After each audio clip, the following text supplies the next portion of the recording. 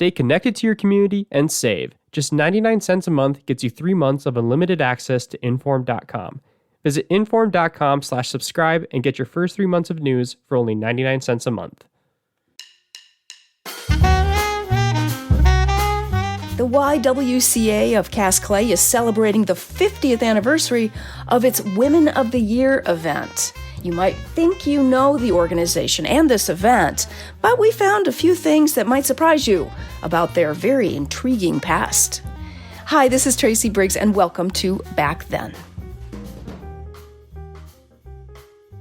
In April of 1973, as Americans were glued to their TV sets watching Archie Bunker on All in the Family and singing along with Tony, Orlando, and Dawn as they tied that yellow ribbon around the old oak tree, women in Fargo-Moorhead were about to get a big shout-out.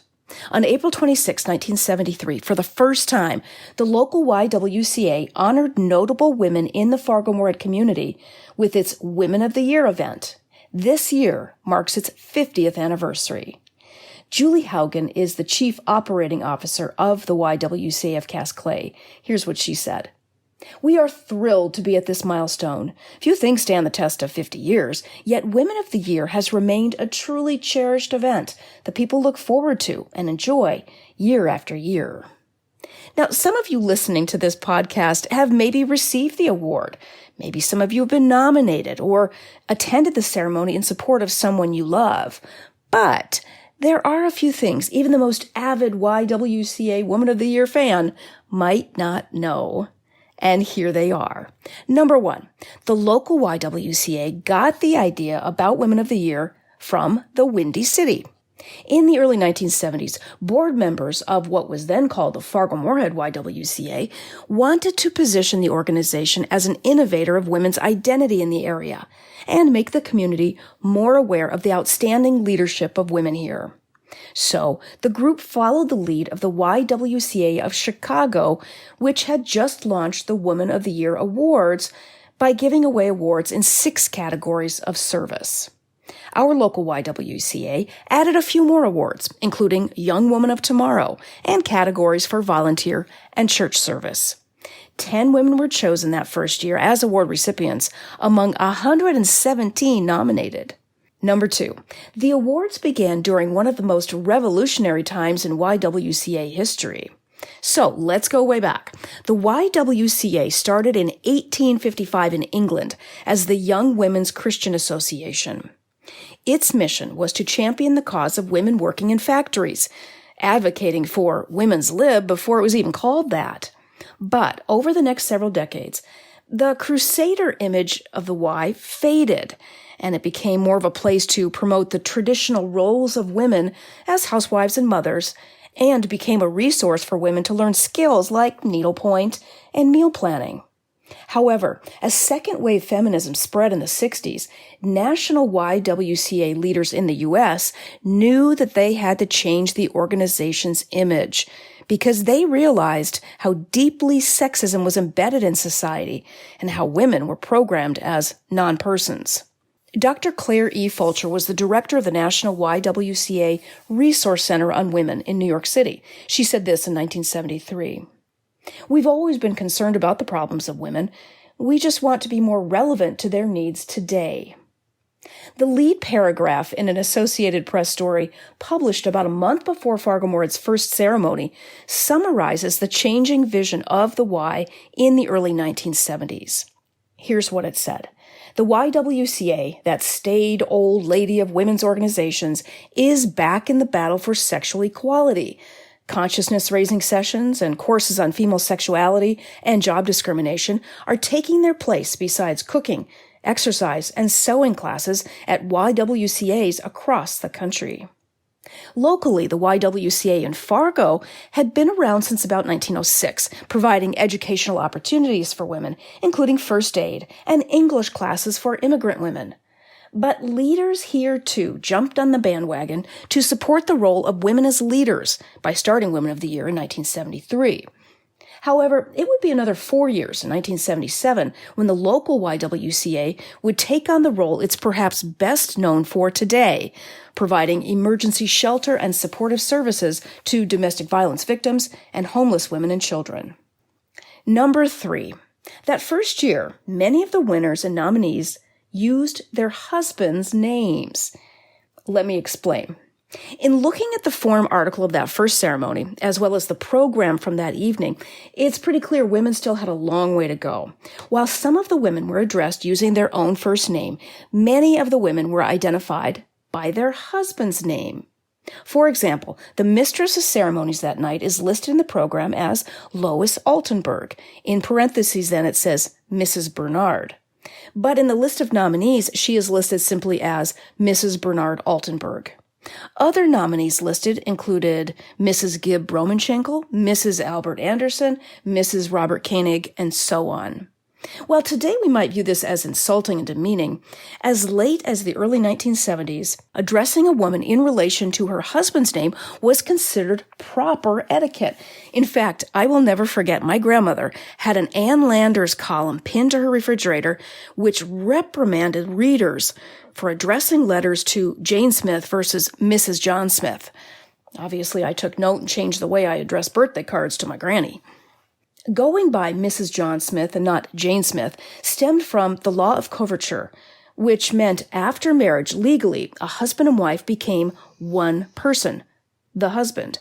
At marriage, the wife gave up her separate identity under the law, and her husband, in effect, had complete legal and economic control over her. That's why until the 1970s, women could not apply for mortgages or credit cards in their own name. By the second awards ceremony in 1974, the law of coverture was even less obvious. Most of the women were recognized using their own first names. Number 4, the very first young woman of tomorrow is now the YWCA past president. Paulette Railing Rostet was just 21 years old when she was chosen as the first young woman of tomorrow. While on the dean's list and majoring in fashion merchandising at NDSU, she was also active in campus activities, including secretary of the Student Activities Board, chairperson of NDSU's Homecoming, president of her dorm, and president of the Home Economics Student Council and editor of its newsletter. She says she knew a lot of the women nominated that year and was honored to win. However, being that it happened 50 years ago, she says she doesn't really remember a lot about how she felt that evening. Here's what she said.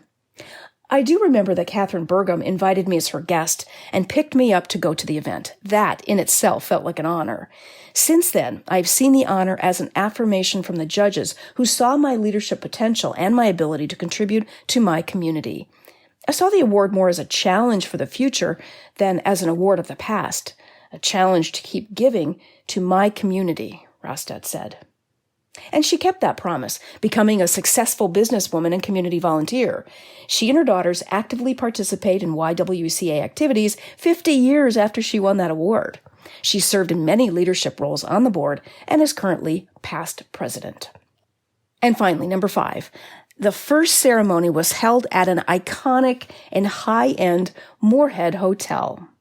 The women gathered for that first Woman of the Year ceremony at the FM Hotel, a 7-story, 112-room hotel on the southeast corner of 4th Street and Center Avenue in Moorhead.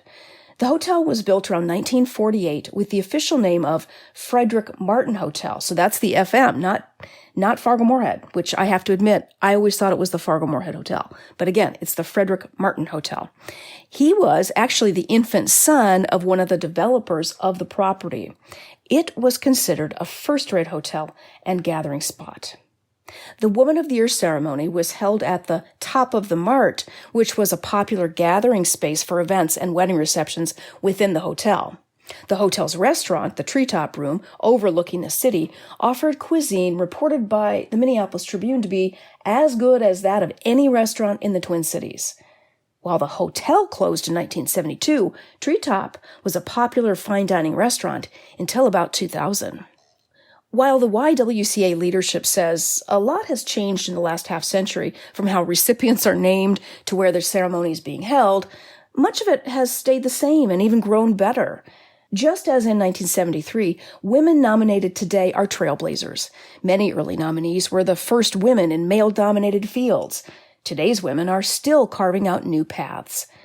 Role models make us believers. We can see possibilities, and they are enormous today compared to 1973 because the women who came before us paved the way. So here's a little more information about the event itself and how to get tickets. The YWCA's 50th annual YWCA Women of the Year will be held from 5:30 to 9:30 p.m. April 24th, 2023 at the Delta by Marriott. Seating in the ballroom is sold out, but to meet continued demand, the YWCA has added seating in the Gold Gallery, which will be additional space in close proximity to the ballroom. People who purchase tickets for the Gold Gallery will engage with all attendees during the social hour and will be able to participate in the wine raffle, fine wine wall, and the special 50th anniversary celebratory champagne wall. Well, that sounds like fun, right? In the Gold Gallery, people can view a live stream of the event in Delta's Symphony Hall with a full meal.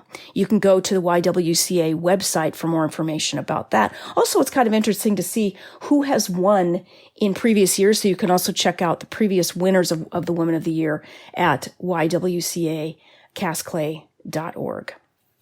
Now, finally, if you don't want to sit in the Gold Gallery, your other option is to buy a virtual ticket to be able to watch it from home. A virtual ticket can be purchased for $66, which is the cost of one night of shelter in the YWCA's emergency shelter.